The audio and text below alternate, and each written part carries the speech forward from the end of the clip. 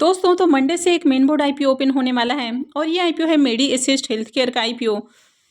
तो आज के इस वीडियो में हम इस आईपीओ के एंकर लिस्ट को देखेंगे कि आईपीओ में किस तरह का एंकर लिस्ट आती हुई देखने को मिला है, ग्रे मार्केट में इसका प्रीमियम किस प्राइस पे ट्रेड कर रहा है और आगे आईपीओ में अप्लाई करना है या फिर नहीं करना है। तो चलिए वीडियो को शुरू करते हैं। लेकिन इससे पहले कि मैं वीडियो को शुरू करूँ, अगर आप इस चैनल पर पहली बार विजिट कर रहे हैं या फिर आपने चैनल अब तक सब्सक्राइब नहीं किया है तो चैनल को सब्सक्राइब कर लें और साथ में वीडियो को भी लाइक कर दें। तो सबसे पहले मेडी असिस्ट हेल्थ केयर आईपीओ के बारे में बात करें तो आईपीओ 15 जनवरी यानी कि मंडे से ओपन होने वाला है और ये 17 को क्लोज हो जाएगा। फेस वैल्यू 5 रुपये पर शेयर है। बुकिंग प्राइस 418 रुपये है और लॉट साइज 35 शेयर्स का है। आईपीओ के इशू साइज को देखें तो आईपीओ 1171.58 करोड़ का है और ये पूरा का पूरा ऑफर फॉर सेल आईपीओ है।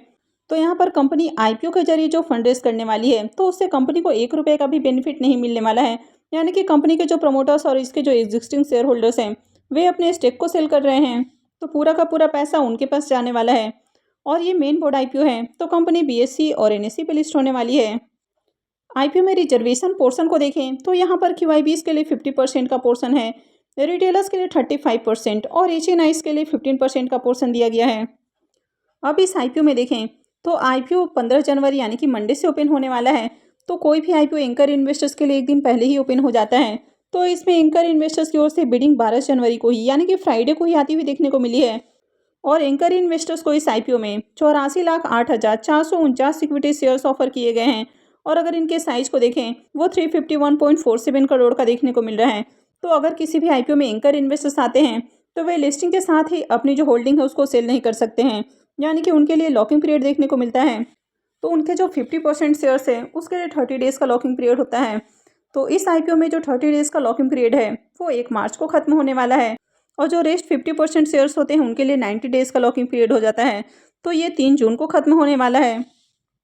तो चलिए इसके एंकर लिस्ट को भी देख लेते हैं। मेडी असिस्ट हेल्थ केयर आईपीओ के एंकर लिस्ट को देखें तो आईपीओ का एंकर लिस्ट भी बढ़िया देखने को मिल रहा है। तो यहाँ पर भी बहुत सारे एंकर इन्वेस्टर्स आते हुए देखने को मिले हैं। तो अगर इनके टोटल नंबर्स की बात करें कि कितने एंकर इन्वेस्टर्स आए हैं तो इस आईपीओ में टोटल 36 एंकर इन्वेस्टर्स आते हुए देखने को मिले हैं। तो इसके भी एंकर लिस्ट को देखें तो एंकर लिस्ट बढ़िया देखने को मिला है।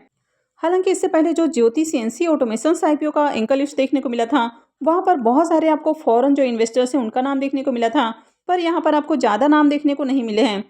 तो यहाँ पर ज़्यादातर आपको म्यूचुअल फंड्स कंपनियाँ और डोमेस्टिक इन्वेस्टर्स देखने को मिल रहे हैं। और यहाँ पर अगर म्यूचुअल फंड्स कंपनियों की बात करें तो यहाँ पर टोटल 11 म्यूचुअल फंड्स कंपनियों ने 18 स्कीम्स के जरिए आईपीओ में पैसे लगाए हैं। तो म्यूचुअल फंड्स कंपनियाँ भी लेकर इसको इंटरेस्टेड देखने को मिल रही हैं। अब इस आईपीओ में लॉट साइज़ की बात करें तो आईपीओ में 35 शेयर्स का लॉट है और एक लॉट के ऊपर इन्वेस्टमेंट अमाउंट 14,630 रुपये रहने वाला है। तो अगर आप रिटेल पोर्शन से अप्लाई करते हैं तो आप मैक्सिमम 13 लॉट तक अप्लाई कर सकते हैं, यानी कि 2 लाख से आपको कम का इन्वेस्टमेंट करना होगा।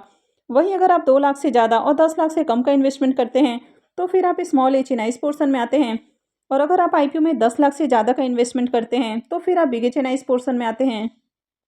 अब यहाँ पर कंपनी के प्रमोटर्स की होल्डिंग को भी देखें तो कंपनी के प्रमोटर्स की होल्डिंग भी लगातार कम होती हुई देखने को मिल रही है।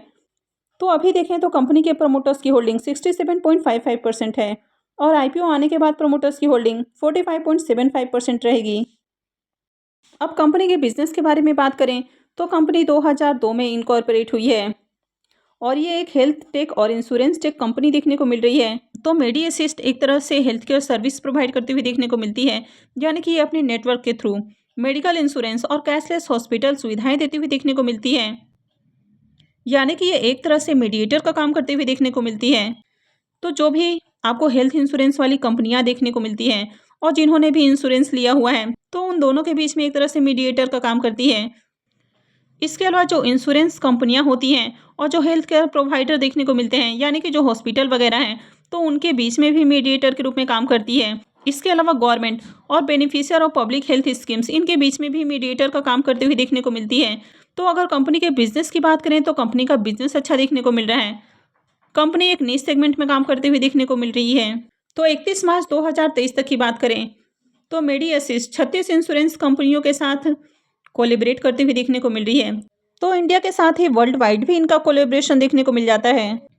31 मार्च 2023 तक की बात करें तो कंपनी इंडिया के 32 स्टेट और यूनियन टेरिटरीज के 967 सिटीज़ और टाउन्स के 14,000 से ज़्यादा हॉस्पिटल के साथ अपना हेल्थ केयर नेटवर्क एस्टेब्लिश कर चुकी है। तो ओवरऑल कंपनी का बिजनेस देखें तो कंपनी का बिजनेस काफ़ी वाइड देखने को मिल रहा है।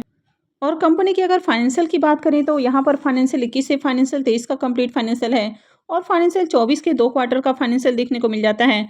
तो अगर एसेट की बात करें तो एसेट के अंदर ईयर ऑन ईयर आपको ग्रोथ देखने को मिल रही है। रेवेन्यू की बात करें तो कंपनी के रेवेन्यू भी साल दर साल बढ़ते हुए देखने को मिले हैं। कंपनी के प्रॉफिट आफ्टर टैक्स की बात करें तो कंपनी के प्रॉफिट में भी इजाफा देखने को मिल रहा है। फाइनेंशियल 21 में कंपनी 38 करोड़ का प्रॉफिट बनाती हुई देखने को मिलती है। फाइनेंशियल 22 में देखें तो 63 CR देखने को मिल रहा है। फाइनेंशियल 23 में 75 CR और उसके बाद अगर फाइनेंशियल 23 की बात करें तो यहाँ पर 45 CR से भी ज़्यादा प्रॉफिट बनाते हुए कंपनी देखने को मिल रही है। तो कंपनी ईयर ऑन ईयर बढ़िया प्रॉफिट बनाते हुए देखने को मिल रही है। नेटवर्थ की बात करें तो नेटवर्थ के अंदर भी ग्रोथ है और साथ ही इसके जो रिजर्व हैं वो भी साल दर साल बढ़ते हुए देखने को मिले हैं। और कंपनी के ऊपर अगर बोरोइंग्स की बात करें तो कंपनी के ऊपर कर्ज भी आपको देखने को नहीं मिल रहा है। तो ओवरऑल कंपनी के फाइनेंशियल आपको अट्रैक्टिव देखने को मिल रहे हैं। अब यहाँ पर भी देखें तो ये जो कंपनी है ये 38.87 के पी के ऊपर अपना IPO लेकर आ रही है। तो ये कंपनी भी काफ़ी ओवर वैल्यूड प्राइस के ऊपर अपना IPO लेकर आ रही है। तो यहाँ पर भी कंपनी के प्रमोटर्स हाई प्राइस के ऊपर अपने जो शेयर्स हैं उसको सेल कर रहे हैं। तो यहाँ पर भी कंपनी के जो प्रमोटर्स हैं वे IPO का ज़्यादा से ज़्यादा बेनिफिट उठाने की कोशिश कर रहे हैं, क्योंकि पूरा का पूरा जो IPO है ये ऑफर फॉर सेल IPO है। ये पूरा का पूरा पैसा कंपनी के प्रमोटर्स और उनके जो शेयर होल्डर्स हैं उनके पास जाने वाला है। IPO के इम्पोर्टेंट टाइम टेबल की बात करें तो ये जो IPO है ये 15 जनवरी यानी कि मंडे से ओपन हो रहा है और ये 17 को क्लोज हो जाएगा। IPO का अलॉटमेंट डेट 18 जनवरी है। रिफंड डेट 19 जनवरी होने वाला है। क्रेडिट डेट भी 19 जनवरी ही रहने वाला है और IPO की लिस्टिंग 22 जनवरी को होने वाली है। तो चलिए इसके ग्रे मार्केट प्रीमियम देख लेते हैं और उसके बाद जानेंगे कि इस IPO में अप्लाई करना है या फिर नहीं करना है। मेडी असिस्ट हेल्थ केयर के प्रीमियम को देखें तो इसका प्रीमियम भी लगातार गिरते हुए देखने को मिला है। तो थोड़ी देर पहले ही इसका प्रीमियम 50 रुपीज़ के ऊपर देखने को मिल रहा था और अभी ये 40 रुपये के ऊपर देखने को मिल रहा है। IPO के अगर लॉट साइज़ की बात करें तो IPO में 35 शेयर्स का लॉट है। इसका मतलब है कि IPO से करीब 1400 रुपये एक लॉट से प्रॉफिट हो सकता है। अगर इसके प्रीमियम को भी देखें तो इसका प्रीमियम 9.5% के अराउंड आपको देखने को मिल रहा है। तो इसका प्रीमियम देखें तो बहुत अच्छे प्राइस के ऊपर फिलहाल देखने को नहीं मिल रहा है और यहाँ पर लगातार गिरावट देखने को मिल रही है, यानी कि इसके भी प्रीमियम स्टेबल देखने को नहीं मिल रहे हैं। कंपनी के बिजनेस और फाइनेंशियल को देखें तो ये दोनों ही आपको अच्छे देखने को मिले हैं, लेकिन ये जो IPO है ये काफ़ी ओवर वैल्यूड प्राइस के ऊपर आती हुई देखने को मिला है। IPO के एंकर लिस्ट को भी देखें तो एंकर लिस्ट भी आपको बढ़िया देखने को मिल रहा है और ये जो कंपनी है एक नीश मार्केट पे काम करते हुए देखने को मिल रही है, यानी कि इस तरह की आपको मार्केट में दूसरी कंपनी भी देखने को नहीं मिल रही है। तो यहाँ पर भी बात करें तो फिलहाल आपको ज़्यादा डिमांड देखने को नहीं मिल रही है। तो अगर आगे यहाँ पर भी डिमांड आती है तो ही आपको अप्लाई करना है, यानी कि इसके प्रीमियम थोड़े से और आपको अट्रैक्टिव प्राइस के ऊपर देखने को मिलते हैं तो ही आपको अप्लाई करना है। तो यहाँ पर भी इसके प्रीमियम को देखें तो इसके प्रीमियम में स्टेबल देखने को नहीं मिल रहे हैं और लगातार यहाँ पर गिरावट देखने को मिल रही है। तो ऐसे में इस IPO में भी लास्ट ही अप्लाई करने का डिसाइड करना है। तो मैं आगे भी आपको इससे जुड़ी हुई अपडेट देती रहूँगी, तो इसके लिए आप चैनल से जुड़े रहें और चैनल को सब्सक्राइब करके रखें। और अगर आपने इस वीडियो को अब तक लाइक नहीं किया है तो वीडियो को भी लाइक कर दें और वीडियो को अंत तक देखने के लिए आप सबका बहुत बहुत धन्यवाद।